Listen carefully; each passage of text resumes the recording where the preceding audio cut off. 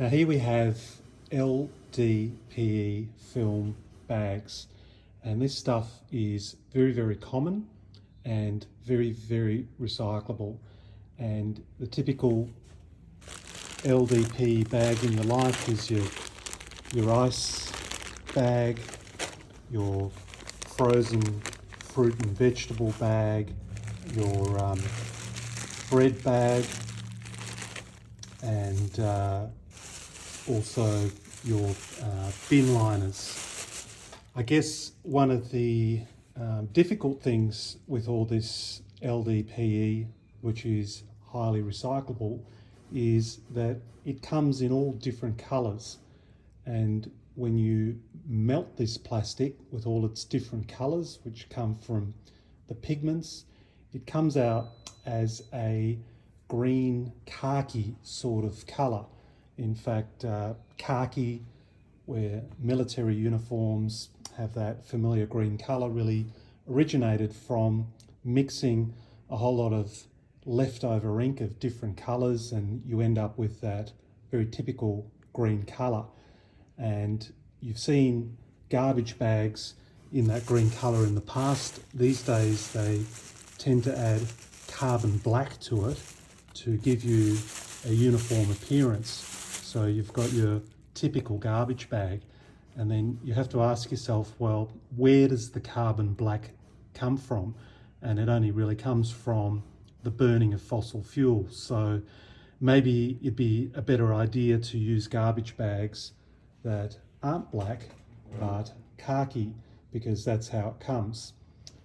I guess the other issue is, well, how much khaki recycled LDPE can you use? Products need to have, I guess, clear presentations or a great surface to print compelling graphics on.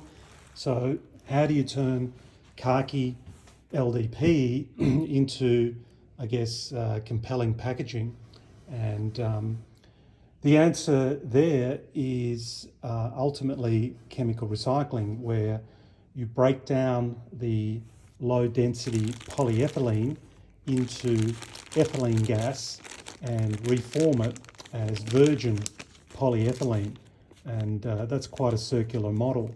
There are compromises associated with that, because you've got logistics costs, logistics emissions associated with getting your recycled LDPE from Perth and Darwin to a facility in Melbourne perhaps.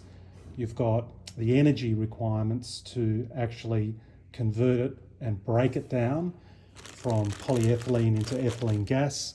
And then you've got co-products, and those co-products can be solid carbon, they can be carbon dioxide. And then in the actual carbon residues, you've got the residues of your printing inks, and copper is typically used to give you blue pigments. So you end up with copper residues in the char of the process. So a lot of the detail needs to be worked out, but is an immensely promising solution to millions of tons of this material.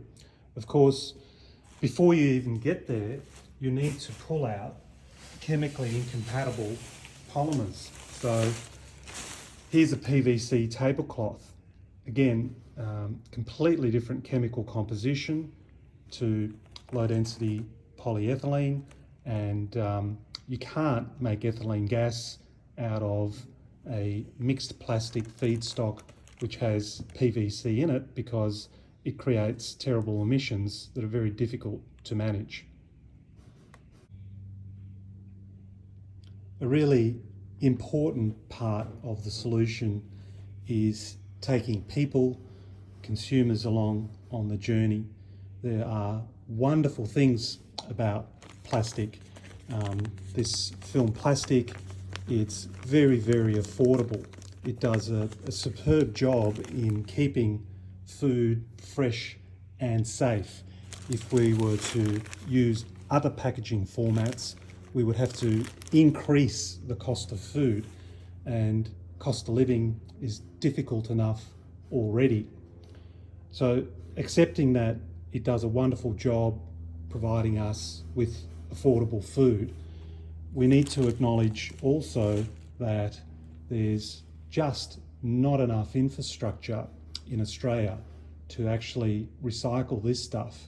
But there are some fantastic solutions. They can't perhaps do 1 million tonnes, but they can demonstrate a solution and start to show a pathway. It's really, really important to show that there are solutions. It takes time to scale up these solutions, to pour concrete, to build structures to house these processes, to arrange bins and trucks to get the plastic across the country into a larger facility. The capital required, the delays in sourcing specialist equipment from overseas, these are all very, very real issues associated with scaling up these solutions. But the solutions are there. There is a way out of this. Also, I guess, very, very important is transparency. A lot of bags are made overseas, even if we as a country decided not to make any plastic bags.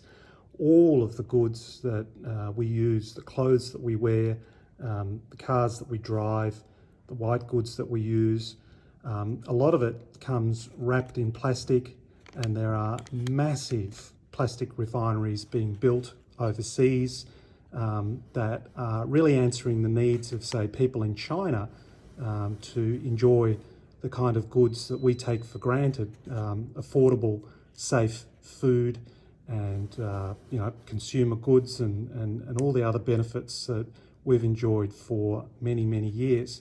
So there's more and more of this plastic coming. But how do we know, for example, how it's made? And in the case of this particular bag, it claims to be eco-friendly and fully biodegradable and compliant with regulations. And is that what in Australia you might call bullshit? Because this bag, it floats. If it was a real bioplastic, it might sink, and certainly when you do a burn test on it, it smells very, very waxy, which is very consistent with just straightforward polyethylene. So where the supermarkets might be auditing food manufacturers every quarter to make sure that systems and food safety are in place, perhaps plastic bags made in Australia that are in a system that is auditable and transparent can really bring people along on the journey. So a lot of these bags are made overseas. It's very difficult for a consumer in Australia to go overseas to check it out if they really wanted to. It is, I believe, very, very important taking people on the journey, showing them genuine Australian-based infrastructure, turning Australian waste plastic back into Australian-made plastic products.